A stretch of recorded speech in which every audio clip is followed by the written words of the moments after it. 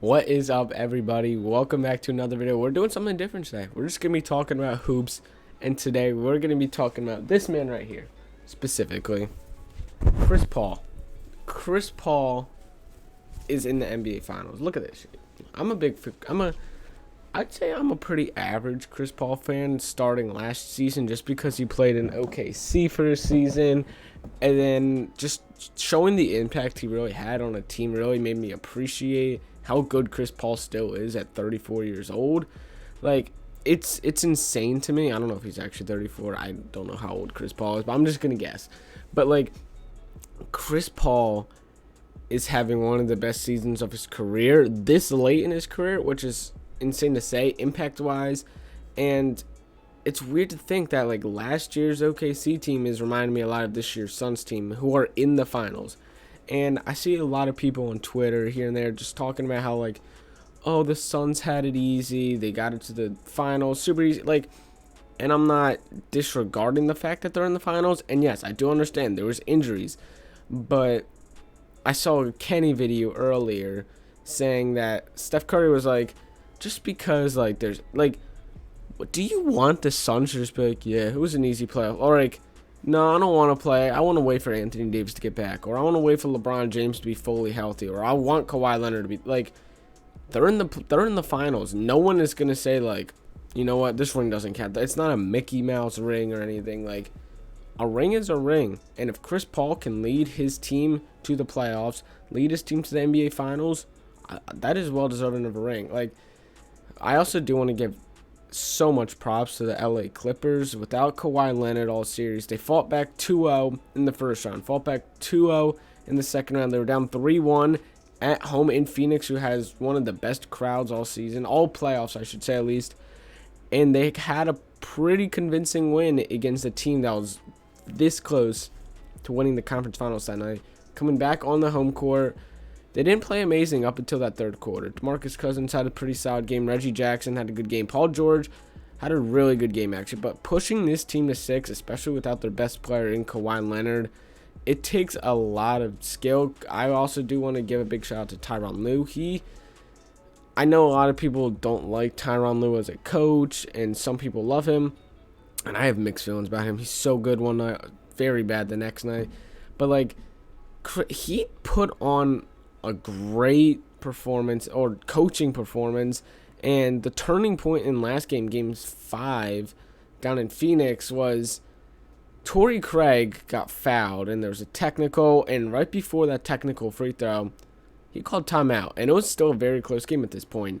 And right out of that timeout, Craig missed a free throw, and the Clippers went on a run, and they just kept it going the whole game, and then they ended up winning and forcing a game 6 back at home. And unfortunately, they couldn't defend home court, but they made it interesting. That third quarter took so long, but it was so fun. It literally started 20 seconds in with a Mikal Bridges foul on a deep 2, and then they went to review it, and I saw all ball, and the officials decided to call it a foul somehow. The NBA needs to get onto that. The refs this whole series, the whole playoffs have been bad. The past couple seasons they've been bad, but this entire playoff run, they've just been awful. One of them's getting Trae Young hurt, and who knows if he's going to be playing tonight. That game 5 is going to be insane, by the way. Fortunately, Giannis is out, but luckily he has no structural damage. That's a good sign. But yeah, the refs have just not been good. But I don't want to blame any of this on the refs. Like, the Clippers still would have lost if the refs weren't good. The Suns still would have won if the refs were in the Clippers. Like, it just, I can't blame anything on refs. It was just the Suns wanted it more in most games, and then the Clippers were so close at one point. If they would have made a couple free throws, we could be seeing a game 7 on Friday night. But hey, that's basketball. The rims weren't in their favor a few nights, and what can I say? It's something else that's crazy to me is last season, Devin Booker, DeAndre Ayton didn't even make the playoffs. Same with a bunch of other guys on this team. Booker has never been in the playoffs before. This season, we saw Devin Booker go up against LeBron James in his first ever playoff appearance, who LeBron James has never lost in the first round. Same with DeAndre Ayton, his first ever playoff appearance. They get through the Lakers, And everyone's like, okay, the Lakers just lost in the first round. LeBron James, Anthony Davis are going home. Obviously, again, there were some injuries. But, hey, they are in the NBA Finals in their first ever playoff appearance. That's crazy. Like, they're never going to... DeAndre Ayton and Devin Booker should never feel that playoff pressure now. Like, everyone tries to get over that hump. Like, Russell Westbrook, he always struggles in the first round. And sometimes will make it to the second round, like last year in Houston. He's only been to the finals once in 2012. They've been to the conference finals, but they can never get over that hump in 2016 with KD. And then ever since then, he just has been stuck in the first and second round. But I think Devin Booker making the playoffs for the first time ever and reaching the NBA Finals, who knows if they win it, he's just going to have that mental stability of just like, I could do this. If I could get there in my first ever season, who's telling me that I'm not going to be able to do it for the rest of my career? Same goes for DeAndre Ayton. And that's huge for a young guy, especially like Chris Paul obviously was the leader for the team. He came in and made the biggest impact. But Devin Booker was the point guy. Devin Booker was the guy that if you needed a bucket, give the ball to Devin Booker and just let him do his thing. Obviously, the same didn't go for tonight. Chris Paul had 41 points, and he was unstoppable. But Devin Booker is that guy for Phoenix. Devin Booker has been there for the longest on the team. Who is telling, like, game on the line. Game on the line. Say Game 7 against either the Hawks or the Bucks in the finals. You're tied up at 110. Chris Paul may have 20 points and 5 assists, but he's going to be there impact-wise from start to finish all 48 minutes. Devin Booker, on the other hand, I love Devin Booker. Don't get me wrong. Devin Booker's a phenomenal player. But I think impact-wise, Chris Paul is the guy you'd rather have on your team right now than Devin Booker. And I say that because Chris Paul, we saw him drop 41 points tonight. Devin Booker's capable of dropping 41 points, but I think the impact that he has while dropping those 41 points isn't as significant as Chris Paul. Because Chris Paul right now is like a 15 to 20 point per game scorer in the playoffs. And if he were to drop 41 points, there's no way you're losing the game. Because he could go out and drop 41, and then if Devin Booker's having 20, 25 points, that's an off night for Booker. Booker should be dropping 30 points every game in the NBA Finals and throughout the entire playoffs. So that means you're getting 41 out of Booker. If you could get a 20 and 10 game out of DeAndre Ayton, Jay Crowder hits his shots, Cameron Payne comes in and drops you 10 and a couple assists here and there, Torrey Craig makes a 3, Mikal Bridges makes a couple 3. Like, I don't see any team stopping this Phoenix Suns. And it's crazy. This is such a well-coached team. Monty Williams has done a hell of a job in Phoenix this season. And what I love is that it's not just one player doing all the work. Like, yes, it would be fun. Like, if, say, Trae Young on the Hawks is just putting up 40 a game, everyone else is just, like, kind of walking down the court. But it's just Trae Young shooting it every single time they're winning. Yes, that's fun to watch, but that's not team basketball. This Phoenix Suns team, it's a team. Everybody knows their role and plays it so well, and that's just what I love. And then the atmosphere gets into it. Those Phoenix Suns fans down at Talking Stick Arena, I think it is, they're so into it, and I love it. Like, it might just be because we haven't had real NBA fans in arenas, sold out crowds in so long, it seems like, but just that atmosphere in Phoenix is unreal. That's why I was kind of hoping that Phoenix closed it out in 5 games at home, but hey, if you could close it out in 6, it doesn't matter. It doesn't matter. You're still going to the finals regardless. And that it scared me. I honestly thought if the Clippers would have pulled it out tonight, they would have completed the 3-1 comeback. Chris Paul would have blown another 3-1 lead, which would not have been good. But yeah, I just wanted to say, like, those Phoenix fans are, like, they're insane. And I saw something the other day. It's like, where were the Phoenix Suns fans last year? Where were the Phoenix Suns fans before that? All the whatever.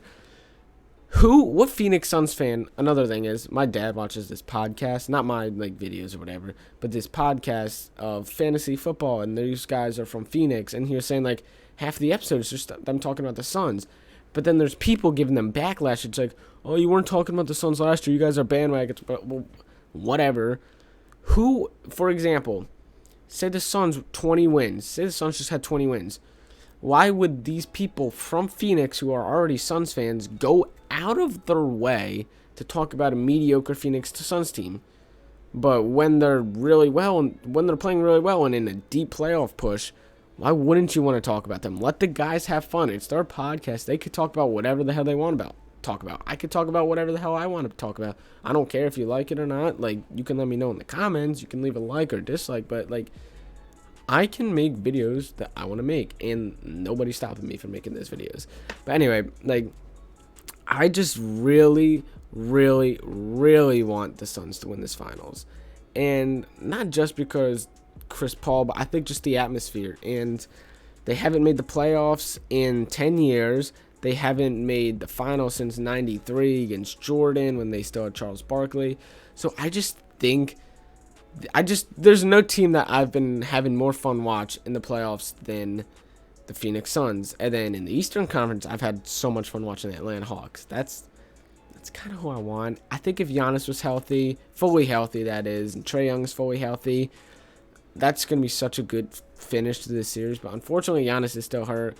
So I kind of want the Suns. Just home court advantage for both these teams is going to be unreal.